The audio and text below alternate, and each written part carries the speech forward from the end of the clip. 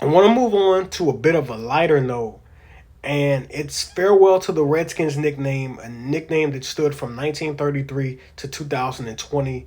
And I wanted to talk about some of the memorable moments in my lifetime. I'm not going to get into the most memorable moments, the glory days where I wasn't alive, but I really just want to talk about the the big moments, or the most memorable moments rather, that occurred in my lifetime. And I also want to read off some final stats about the Redskins. So give me 1 second. Hello to everybody that's here. I see my guy Zeke just checked in. I really, really appreciate you guys tuning in. But yeah, man, I'm gonna read a list of memorable moments that I compiled, and I have a few honorable mentions before I get into the actual list. So my first honorable mention is the Monday Night Miracle game. It was, I believe it was like 2005 or 2006. The Redskins had a Monday night game against the Dallas Cowboys. Now, Redskins Cowboys games are always a huge deal, but this one was a primetime game, and the Redskins had a comeback victory over the Cowboys, which included Santana Moss catching a touchdown very late in the game, and they won that game 14-13. My next honorable mention was the Kirk Cousins You Like That game. This game happened October 25th of 2015. This was week 7, and the Redskins overcame a 24 to nothing deficit to beat the Tampa Bay Buccaneers. The final score of that game was 31-30. This was also the largest comeback win in franchise history. Kirk Cousins finished that game with 317 passing yards and 3 touchdowns, and he finished that game and he said, "You like that?" He said that to the camera, and I was actually at that game, so that's part of another reason why it's a memorable moment in my lifetime. I want to reiterate, these are the most memorable moments that occurred in my lifetime. Another honorable mention is Kirk Cousins getting franchise tagged twice. Um, we all know about that whole debacle, and it got ugly. Kirk Cousins was getting franchise. The first year he got franchise tag, I understood you absolutely wanted to see what you got from the guy. What you really have, and yeah, you just want to see. It's not uncommon for a player to get franchise tag one time. It happens every year. Dak Prescott just got franchise tagged. AJ Green just got franchise tag. It's not uncommon. You know what I'm saying? But for it to happen to him twice is a little uncommon, especially for a quarterback. Quarterbacks are usually players you sign and you lock up for a long term deal. I think the big issue in that is that the Redskins never got compensation back for him. I believe they got like a compensatory pick. But at the time, you probably could have traded Kirk Cousins for maybe a first, possibly a second, to a more quarterback needy team. I believe at the time the Broncos needed a quarterback. They since solved that issue. Well, hopefully they solved it with Drew Lock. The Jets needed a quarterback. This was before they got Sam Darnold. And there was things that could have been done and measures that could have been taken to get some compensation back for Kirk Cousins. So that is my third honorable mention, is Kirk Cousins getting franchise tagged twice.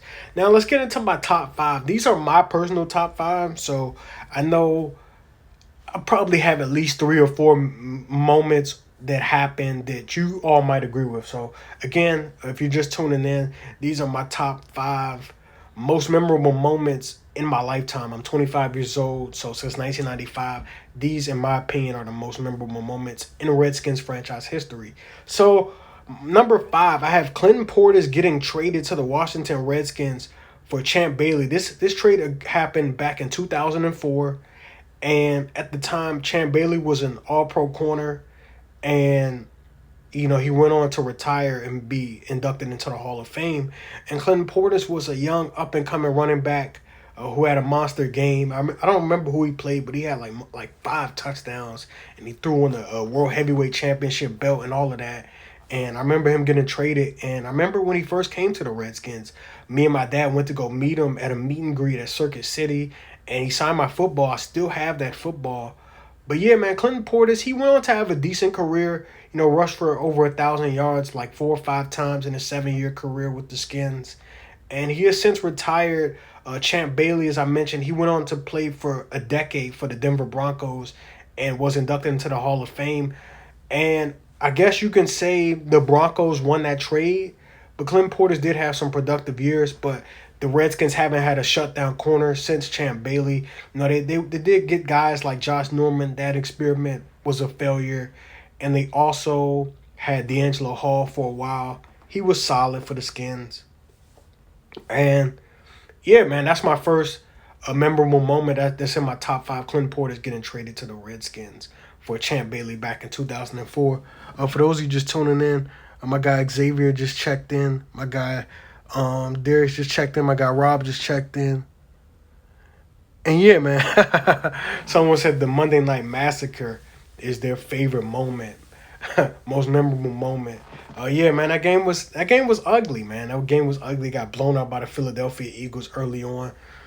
But thank you guys for tuning in, man. I'm glad you guys are here. My number four moment is Joe Gibbs' return to coaching in 2004. Joe Gibbs returned to coaching January 7th, 2004. In that span, the Redskins made the playoffs in 2006, the 05-06 season, and they also made it in 2007.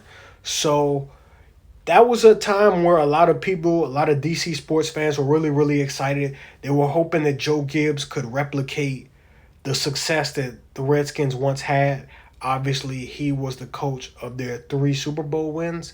So, yeah, that was a time where a lot of people were excited. I know I was only 11 years old, well, 9 years old rather, and I didn't really know much about Joe Gibbs, but I knew a lot of people were excited. My dad, who's a big diehard Redskins fan, he was very excited at the time. So that was a big moment, and they did make the playoffs twice in his next stint with the Skins. So he was there from 2004 to 2007. My next moment is the one playoff win that happened in my lifetime. That was January 7th, 2006. The Redskins defeated the Tampa Bay Buccaneers. This is the only time that the Redskins won a playoff game in my lifetime, so that's pretty memorable. Sean Taylor returned a fumble, Cadillac Williams fumble, for a touchdown to help seal the game, and the Skins won 17-10. Zeke, I'm going to get into that too. That's on my list. Let's see. My next moment is, that's why I didn't want to put best. That's why I put memorable. So a very memorable moment, and I'm sure you all will agree, was the tragic death of Sean Taylor and the game that followed. The game was on December 2nd, 2007. And let's just back up a little bit. When Sean Taylor passed away, I remember being in the 7th grade, and I remember calling my dad after school, how I usually would do. And, I called him, and he said, you heard about Sean Taylor? And I'm like, nah, not really. I just got out of school. That's before smartphones. That's before Bleacher Report and all of that stuff. And I called him, and, he said Sean Taylor got shot. And I'm like, he got shot? What do you mean? Like, where was he at? And he was at his home in Miami, Florida. And the guys that broke into his house, he actually knew them, which made it even more sad. And, he was shot in his leg. And I think the moment where it really hit home is because on the Football Life documentary, the doctor had someone had said that if the bullet would have bounced a quarter of an inch in any other direction, that he still would have lived. And that was, just really heart crushing. And Sean Taylor's my favorite player to ever play football. So that was, a huge blow for, people like me, huge Redskins fans, and also people who are football fans, man. That hit home pretty much for everybody. And Sean Taylor, he was on the rise to, stardom and greatness. You know what I'm saying? He was really good. I'm not going to say he was better than Troy Polamalu and Brian Dawkins and Ed Reed, but he was definitely on that level. He was ascending upwards. You know what I'm saying? He had only been in the NFL for a few short years, and he was promising, man. He was a promising young star. I just really enjoyed watching him play, and yeah, man, it's still sad, man. But the game that followed was on December 2nd, 2007. It was against the Buffalo Bills. I actually went to that game with my dad, and we didn't have really good seats at all, but we made up. We were actually weren't even gonna go, but I said, Dad, we should do it for Sean. We should do it for Sean Taylor, man. We're Skins fans. We should definitely go and just do it for him, man. And the Redskins actually, it had been talks that they may forfeit the game and stuff of that nature. They may not play, but Sean Taylor's father insisted that they play, and that's what Sean would want them to do. And they went out there and played. They did lose that game, and on the first defensive possession, they had 10 players on the field, and they played as if Sean Taylor was still on the field. They played that play for him, and I just remember being there. It was sad. It was a tribute, moment of silence, all of that stuff. And I still have the 21 towel that they gave out at the game. Me and my dad both still have ours. So that's another memorable moment, the death of Sean Taylor in the game that followed that following Sunday. My last moment is is a great time was a great time to be a Redskins fan, and that was RG3's rookie season, man. He lit it up his rookie year. I remember the opening game versus the Saints. I remember him beating the Cowboys on Thanksgiving Day. I remember him leading the Redskins to the playoffs. All of that stuff. It was crazy, man. It was crazy. They did give up, a lot of picks to get RG3, and it's unfortunate that, it didn't last. It didn't have, sustainability, because when you draft a quarterback, you expect him to be, the leader of the franchise 10 to 12 years. Unfortunately, he got hurt, and it just never really materialized, man. That was a really I remember that time, man. The Redskins fans were talking so much trash. They were hyping up RG3 to be, the greatest quarterback since sliced bread. B. Jones know what I'm talking about, man. B. Jones told me that people told him that RG3 was better than Tom Brady. Like, that's how crazy people were going over RG3. But his rookie year was definitely a year to remember. And those are my most memorable moments in Redskins history.